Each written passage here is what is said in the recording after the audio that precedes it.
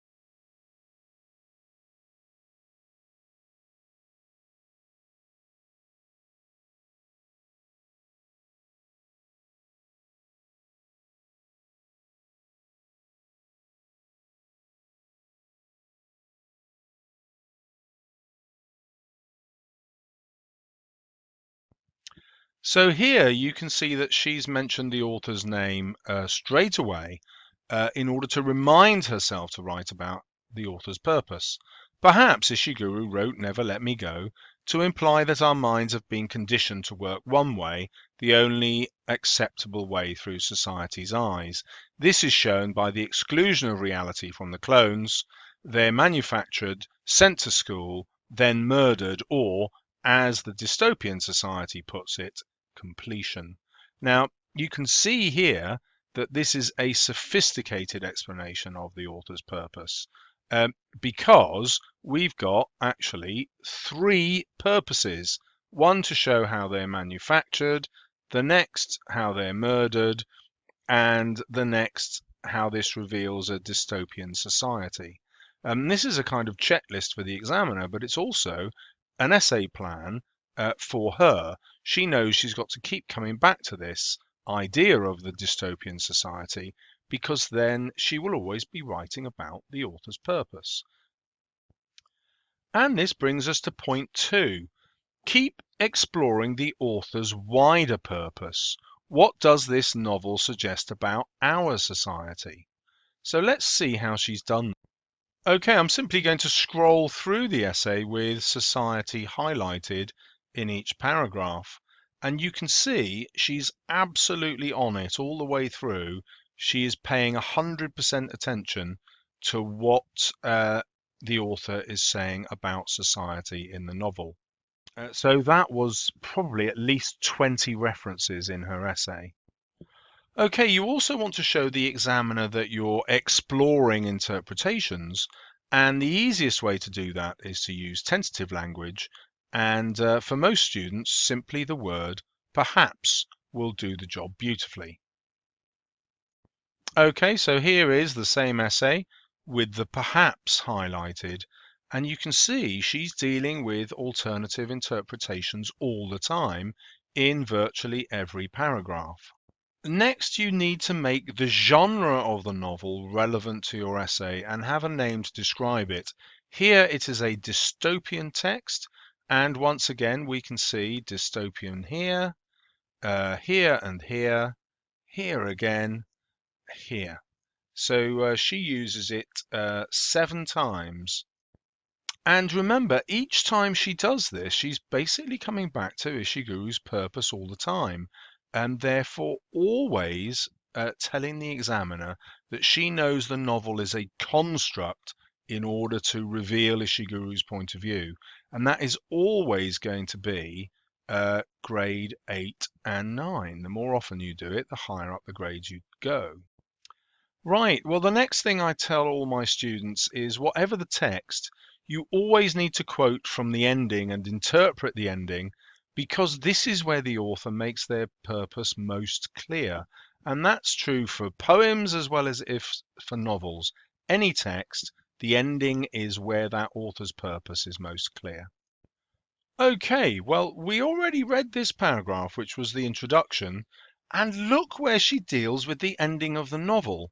as her second paragraph. Now that's highly original, and it tells the examiner straight away that she has understood the novel as a whole and is linking the ending to the author's purpose straight away. So she's beginning to realize the true meaning of her life, to unwillingly donate her organs. Perhaps, that key word again, Ishiguro does this to emphasize society's control. Again, that reference to society. Control over the clones' minds. Kathy never thinks badly about society. There it is again. And if she does, we don't find out, as she never tells us. Perhaps, again, that tentative language, because she is scared of angering society, as she does not know what they will do to her. Now, the advantage that she has here when she's got to point 6 is she's already told the examiner she understands the whole of the novel by her second paragraph, and this allows her to do something else. She hasn't had to plan this essay. There's no plan in her exam paper. She has simply got on with writing, and you'll see how important that is in my later points. Right, number 7. Use connectives which tell the examiner and remind you that you are dealing with alternative interpretations. Alternative interpretations automatically put you in the top band, and 2 simple connectives will force you to do that. So if you use these words, although and however, it would just force your writing to have more than one interpretation in it. Again, it means you don't need to plan. You're just completely forcing yourself to be in the top band. So here we go. Although, again and again and again. So there are 9 althoughs. And now let's look for however. There's 1 and there's 2. And so 2 of those as well. Then there's a repeated skill. Every time you quote, you need to embed your quotations. You should know what that looks like already. The easiest way to show that is I've just placed each quotation in green, and you can see that the quotations in each case fit into the sentence, and that's as simple as that. That is embedding quotations. Next, you don't want to use the word shows too much. You want to vary that vocabulary with the words suggests, implies, emphasizes, reveals, conveys. And these mean the same, but they are an advanced vocabulary that experts in essay writing will use. So just using that vocabulary tells the examiner you're an expert, even though it's not really any more sophisticated in terms of understanding than shows. It's more sophisticated in terms of expression. You just sound more academic. So I've highlighted these words for you in red. I may even have missed a few, but you can see that they're in every single paragraph. Yeah, including that one, apart from the conclusion. You've probably already noticed a use of the colon. Use colons to introduce explanations. The helpful thing about that is, 1, it's a sophisticated form of vocabulary, and once again, it will simply persuade the examiner that you're an expert. It's a psychological trick, but the other useful way is it helps you is that it forces you to write explanations, and that's not a psychological trick. That is good essay writing. So let's scroll through again and see just how many colons she uses. Look, 1 there, 1 here, 1 here, 1 there, 1 here, 1 there, 1 here. 2 in the next bit, another bit here, 2 more down, 3 more here, another 1 there, another 1 here, another 1 here. And you can see she's constantly forcing herself to give explanations. Often they come towards the end of the paragraph where your explanations easy to fit in, but she's such a skilled writer that she's able to put them elsewhere in the paragraphs as well. I also teach all my students, and this is for the language exam texts as well as the literature ones, that every text is constructed around contrast or juxtaposition. So use these words when you can. So here we have a paragraph opening The change in Kathy's behaviour juxtaposes her younger self. She was always questioning her childhood and her purpose, but never acting on her theories. This implies that society. So you can see that when you pick out this structural feature, juxtaposition, which will always be there, whatever novel you're studying or whatever play, and then link that to the author's purpose about society, and boom, you're straight in to the top level. Okay, the next 2 points refer to your conclusion. Now, many students write a conclusion which simply repeats the ideas they've already put in the essay. Well, that's pretty pointless. The examiner's just read your essay. They know what points you put in. So a conclusion has to do a different job.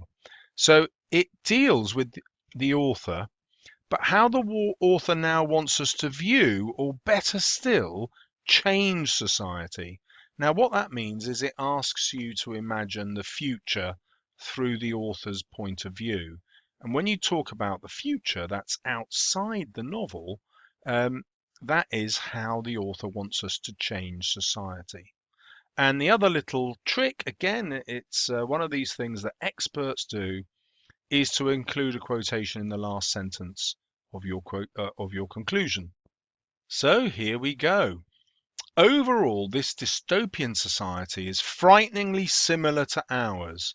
Perhaps Ishiguro did this to force us to change our ways, to stop discriminating and conditioning, to allow us to actually have freedom of speech and allow us to form our own opinions of the world without these opinions being tainted by our parents' preferred thoughts or life choices. So there are at least 5 purposes in there that she's listed. And then finally, perhaps society needs to lose the invisible rein, there's the quotation embedded in the last sentence, that is holding everyone in the same place and allow us to be free. And this last sentence, of course, is also pointing towards the future. It's a new point that hasn't been made in the rest of the essay, and that makes this a highly skilled conclusion. Right, well, you should also have noticed that in her 45 minutes, she has written 1,076 words. Well, how on earth did she do this? Well, there are 2 ways in which she has done it, but they both involve practice, okay? This doesn't come naturally. Many students are afraid of writing something down that's wrong. And that's terrible news, because if you don't write, you don't get any marks. And the way the exam works is you don't get marks taken away for writing rubbish. What actually happens is you get credited for the good stuff, and the rubbish kind of gets ignored. But the other great advantage is once you put down an idea that you're not really happy with, it automatically makes you think of a better idea, which you then write. And so your writing just gets better and better, because writing is thinking. I keep drumming this phrase into my students. One idea leads to the next. You just have to trust yourself, and you'll just get better and better and better at writing. And the final skill is keep writing until your time is up. If it's a 45-minute question, you keep writing for 40 minutes, and you get to 5 minutes to go, and you think, right, time for my conclusion. That is the skill. And you'll see that she managed to do all that as well because she didn't plan. Now, I'm not saying that you don't have to plan, but certainly in your mocks, if you practice these 15 things, you won't need to plan, because the plan will take care of itself. In fact, if we just look at the first 2 points, that's basically the plan of your essay, and the bit that comes next was the one that you saw in her second paragraph, where she always referred to the ending. So once you've done those things, you've planned your essay. You've already dealt with the whole novel, shown the examiner that you understand everything, and you reinforce that with your brilliant conclusion, points 12 and 13, and the examiner can't wait to give you top marks. So I hope that makes it a little clearer for you about how to write a brilliant exam essay. If you'd like to know more, don't forget to subscribe. Good luck with your revision.